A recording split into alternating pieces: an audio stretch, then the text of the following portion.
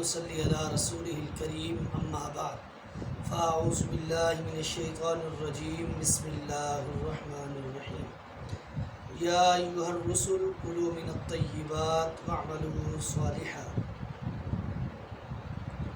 قرآن مقدس کے اس مقام پر بارگاہ الہی سے عظیم ترین ہستیوں کو مخاطب فرما کر اس بات کی طرف ان کی توجہ کو مبذول کرایا گیا ہے اور اس امر کی طرف انڈیکیٹ کیا گیا ہے کہ یا ایھا الرسل کلوا من الطیبات واعملوا صالحا، اے میرے رسولوں کی جماعت حلال کمائی استعمال کرو، پاکیزہ کھانا استعمال کرو، اس کے بعد واعملوا صالحا، اعمال صالحہ کرو۔ اسی طرح اللہ رب کائنات نے قرآن مقدس کے ایک اور مقام پر فرمایا ہے جہاں پر مومنین کی توجہ کو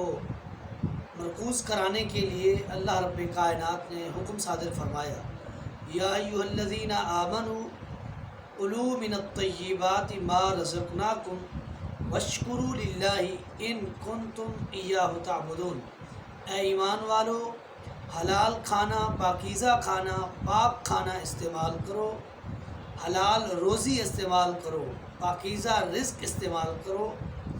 وشکرو، اور اس کے بعد اللہ کا شکریہ ادا کرو، ان کنتم ایاہ تعبدون، اگر تم اسی کی عبادت کرتے ہو، اسی کو اپنا معبود مانتے ہو۔ تو ان دونوں آیات کو جب میں نے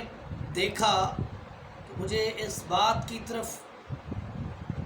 میرا ذہن اور گمان راغب ہوا کہ حلال کمائی انسان کے اعمال کی قبولیت کی شرط ہے، یعنی جو شخص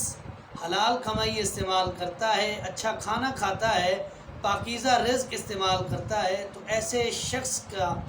نیکیاں، ان کے اعمال صالحہ تباہ و برباد نہیں ہوتے۔ اور جو شخص حرام روزی استعمال کرتا ہے، اللہ رب کائنات اس کی نیکیوں کو، اعمال صالحہ کو، ان کی اچھائیوں کو، ان کے اچھے کاموں کو اللہ رب کائنات تباہ و برباد کر دیتے ہیں اور ان کو ذلیل و خوار کر دیتے ہیں۔ رزق حرام کے ویسے تو بہت سارے نقصانات ہیں۔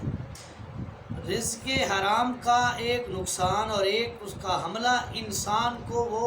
منافق بنا دیتا ہے کہ جب انسان رزق حرام استعمال کرنے کی طرف اپنے آپ کو لے کر چلتا ہے، رزق حرام استعمال کرتا ہے، شب و روز رزق حرام کی طرف اس کی زندگی گزر رہی ہے اور اس کو کھا پی رہا ہے، تو ایسے شخص منافق بن جاتا ہے۔ اللہ رب کائنات ایسے شخص کے اندر ہپوکریسی کریٹ کر دیتا ہے، وہ شخص منافق بن جاتا ہے۔ نبی علیہ الصلوۃ والسلام نے فرمایا، آیت المنافق کی ثلاث، منافق کی 3 نشانیاں، اذا حدث کذب، جب بولتا ہے تو جھوٹ بولتا ہے، واذا وعد اخلف، جب وعدہ کرتا ہے تو وعدہ خلافی کرتا ہے، واذا اؤتمن خان، اور جب امانت رکھی جائے تو امانت میں خیانت کرتا ہے۔ اور ان تینوں نشانیوں کو اگر باریک بینی سے پرکھا جائے تو یہ تینوں نشانیاں رزق حرام استعمال کرنے کی طرف اشارہ کرتی ہیں۔ کیسے؟ اذا حدث کذب، جب بولے گا جھوٹ بولے گا، یعنی خرید و فروخت کے وقت جھوٹی قسمیں کھا کر اس کو فروخت کرے گا تو کیا ہوا کہ یہ شخص جھوٹ بول رہا ہے، جھوٹی قسمیں کھا کر اپنی چیز بیچ رہا ہے، اور اس نے جھوٹی قسمیں کھا کر اپنے حلال رزق کو حرام کے اندر تبدیل کیا ہے، چینج کیا ہے۔ اذا وعد اخلف، جب وعدہ کرتا ہے تو وعدہ خلافی کرتا ہے۔ معنی اس کا کہ جب اس نے کسی کے رقم کو، بیلنس کو دینا ہو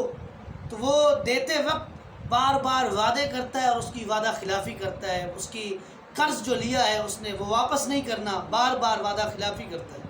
اور تیسری، وَإِذَا اؤْتُمِنَ خَانَ، جب اس کے پاس امانت رکھی جائے تو امانت میں خیانت کرتا ہے، یعنی اس چیز کو جو امانتاً رکھی گئی ہے اس کو استعمال کر دیتا ہے اور اس کو وہ واپس نہیں کرتا۔ تو آیا اس نے جو امانت کھائی ہے، استعمال کیا ہے، اس کا رزق حرام ہے، اور رزق حرام انسان کو جب منافق بناتا ہے تو منافق کی سزا بھی اللہ رب کائنات نے قرآن میں بیان کی ہے. ان المنافقین